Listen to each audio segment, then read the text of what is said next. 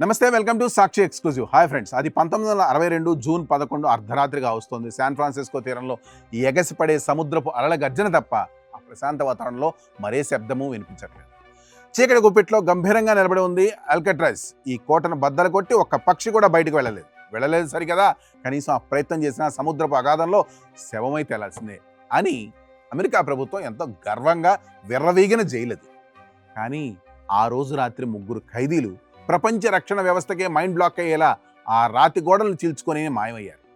Jail చరిత్రలోనే అత్యంత విస్మయకరమైన ఉత్కంఠభరితమైన ఆ మాస్టర్ మైండ్ జైల్ బ్రేక్ నిజమైన కథ ఏంటో ఒకసారి చూద్దామా? వీడియో అయితే ఎక్కడ స్కిప్ అవ్వకుండా చూడండి. శాన్ ఫ్రాన్సిస్కో ప్రధాన భూభాగానికి దాదాపు 2.5 కిలోమీటర్ల దూరంలో సముద్రపు నడిబొడ్డున ఒక రాతి ద్వీపంలో నిర్మించిన అభేద్యమైన కారాగారమే ఈ అల్కట్రాజ్. అక్కడ నీటి ఉష్ణోగ్రత ఎంత దారుణంగా ఉంటుందంటే మనిషి ఆ నీటిలో దిగగానే కొన్ని నిమిషాల్లోనే రక్తం గడ్డగట్టుకుపోతుంది.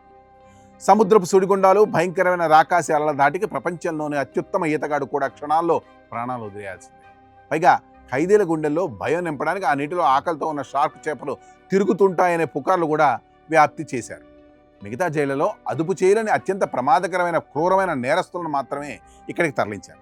అల్ కాపోన్, మెషిన్ గన్ కెల్లీ లాంటి భయంకరమైన మాఫియా డాన్లు కూడా ఈ ఇనుప ఊచలకు వెనక కూర్చొని కన్నీళ్లు పెట్టుకున్నారంటే ఆ జైలు భయం ఎలాంటిదో ఊహించుకోవచ్చు. ఇక్కడ భద్రత ఏ స్థాయిలో ఉండేదంటే ప్రతి ముగ్గురు ఖైదీలకు ఆయుధాలు ధరించిన ఒక సెక్యూరిటీ గార్డ్ 24 గంటలు పకడ్బందీగా కాపలా ఉండేవాడు. ఖైదీలు ఒక అంగుళం కూడా కదలకుండా రోజుకు 12 సార్లకు పైగా కౌంటింగ్ జరిగేది. అత్యంత బలమైన కాంక్రీట్ డబుల్ స్టీల్తో కట్టిన గోడలు బద్దలు కొట్టడం అసాధ్యం. ఒకవేళ ఎవడైనా సెల్ దాటి బయటకు వచ్చినా ఆకాశాన్ని తాకే ప్రహరీ గోడలపై స్నైపర్ రైఫిల్స్ పట్టుకుని ఉండే గార్డ్స్ కనికరం లేకుండా షూట్ టు కిల్ ఆర్డర్స్తో కాపలా కాస్తుంటారు. వాళ్ళ కళ్ళు కప్పి సముద్రంలో దూకిన ఆ మృత్యు జలాలు ప్రాణాలు తీయడానికి సిద్ధంగా ఉంటాయి. మనిషి కాదు కదా, దెయ్యం కూడా అల్కట్రాజ్ నుండి ప్రాణాలతో బయటపడలేరు అని నాటి అమెరికా యంత్రాంగం ధీమాగా ఉండేది. కానీ ఆ గర్వాన్ని ముక్కలు చేయడానికి ముగ్గురు మాస్టర్ మైండ్ సిద్ధమవుతున్నారని వాళ్ళకి ఏమాత్రం ఊహ ఉండదు. ఈ కథ 1960లో ఆరంభం అవుతుంది. అప్పట్లో అల్కట్రాజ్కు ఒక ప్రత్యేకమైన ఖైదీ వచ్చాడు. అతని పేరే ఫ్రాంక్ మోరిస్. అతనికి ఉన్న ఐక్యూ లెవెల్ ఎంతో తెలుసా? 133. ప్రపంచంలోనే అతి తెలివైన 2% మంది వ్యక్తుల జాబితాలో నిలిచే రాక్షస తెలివితేటలు అతని సొంతం. చిన్నతనంలోనే అనాథగా మారిన మోరిస్ జీవితం అంతా రకరకాల జైళ్ల నుండి తప్పించుకోవడానికే సరిపోయింది. అతనికి తోడుగా మరో 2 అన్నదమ్ములు కూడా అదే జైల్లో ఉన్నారు. వాళ్లే జాన్ ఆంగ్లిన్, క్లారెన్ ఆంగ్లిన్. వీళ్ళిద్దరూ బ్యాంక్ దోపిడీలో దిట్టలు. అంతకు ముందు కూడా కొన్ని జైళ్ల నుండి చాకచక్యంగా తప్పించుకున్న రికార్డు వీళ్ళకుంది. ఇక వీరి టీంలో 4వ వ్యక్తి అలన్ వెస్ట్. అతను అత్యంత నిపుణుడైన కార్ మెకానిక్. అదృష్టం కొద్దీ అల్కట్రాజ్ లాంటి భయంకరమైన జైల్లో ఈ 4 సెల్స్ వరుసగా పక్కనే పడ్డాయి. రోజు లంచ్ సమయంలోనూ ఎక్సర్సైజ్ యార్డ్లోనూ రహస్య సైగల ద్వారా తమ స్కెచ్ వేయడం మొదలుపెట్టారు. కేవలం అండబలంతో ఈ జైలు నుండి బయటపడడం అసాధ్యమని, అల్కట్రాజ్ను ఓడించాలంటే పక్కా మాస్టర్ ప్లాన్ కావాలని ఫ్రాంక్ మోరిస్ గ్రహించాడు. జైలు అధికారులు వాళ్లను అమాయకులైన నేరస్తులుగా భావించారు. కానీ అదే వాళ్ళు చేసిన అతి పెద్ద పొరపాటు. ఈ 4 ఒకటే శపథం చేసుకున్నారు: ఈ జైలు నుండి స్వేచ్ఛగా బయటకు వెళ్ళాలి లేదా సముద్రంలో మునిగి సావాలి. నెలల తరబడి jail routine, guards duty timings, గోడల నిర్మాణాన్ని పరిశీలించిన మోరిస్కు జైలు డిజైన్ చేసిన ఇంజనీర్లు కూడా గమనించిన ఒక చిన్న లొసుగు దొరకపుచ్చుకున్నాడు. సముద్రపు ఉప్పు గాలి తేమ కారణంగా ప్రతి సెల్లు గోడ కింద ఉండే చిన్న వెంటిలేషన్ గ్రిల్ చుట్టూ ఉన్న కాంక్రీట్ బలహీనపడిందని మోరిస్ పసిగట్టాడు. దాన్ని నిరంతరం దేనితోనైతే గీకితే వెంటిలేషన్ గ్రిల్ ఊడిపోతుందని అర్థం చేసుకున్నాడు.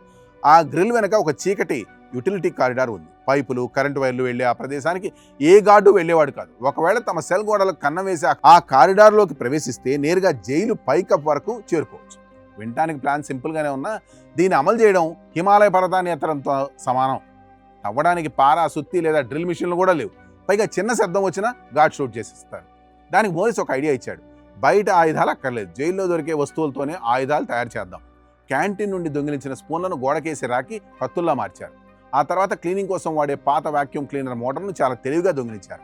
ఆ మోటార్కు గిటార్ తీగను దొంగిలించిన వెండి స్పూన్లను అమర్చి డెంటిస్ట్ వాడే డ్రిల్ లాంటి ఒక సాధనాన్ని తయారు చేశారు. అయితే ఈ డ్రిల్ వేసేటప్పుడు వచ్చే శబ్దాన్ని దాచడానికి ఫ్రాంక్ మోరిస్ తన మాస్టర్ స్ట్రోక్ ప్లే చేశాడు. అల్కట్రాజ్లో సాయంత్రం వేళ ఖైదీలు మ్యూజిక్ ఇన్స్ట్రుమెంట్స్ వాయించుకోవడానికి అనుమతి ఉండేది. మోరిస్ పెద్ద శబ్దం వచ్చే అకార్డియన్ అనే వాయిద్యాన్ని పూర్తి బలంతో వాయించడం మొదలుపెట్టాడు. జైలంతా ఆ సంగీత శబ్దంతో హోరెత్తిపోతుంటే మిగతా 3 ఖైదీలు తమ సెల్స్లో ఆ డ్రిల్ మిషన్తో గోడను తవ్వేశారు. ఆ రంధ్రం నుండి వచ్చిన కాంక్రీట్ పొడిని తమ ప్యాంట్ జోబుల్లో నింపుకొని నిశ్శబ్దంగా జైలు మైదానంలో పడేసేవారు. చివరికి గోడలో ఒక మనిషిని సులువుగా దూరేంత కన్నం అయితే ఏర్పడింది. అయితే రోజుకు 12 సార్లు జరిగే సెక్యూరిటీ చెకింగ్ నుండి ఆ కన్నాన్ని దాచడానికి వార్తాపత్రికలు, టాయిలెట్ పేపర్లను నీటిలో నానబెట్టి పేపర్ మాషే పేస్ట్ తయారు చేశారు. దాంతో అచ్చం అసలైన వెంటిలేషన్ గ్రిల్ లాంటి ఆకారాన్ని చేసి ఆర్ట్ క్లాస్ నుండి తెచ్చిన ఆకుపచ్చ రంగు పెయింట్ వేశారు. గార్డ్స్ చెకింగ్కి వచ్చినప్పుడల్లా ఆ నకిలీ గ్రిల్ను కన్నం ముందు పెట్టేవారు. దగ్గర నుండి చూసినా అది ఫేక్ అని గుర్తుపట్టడం అసాధ్యం.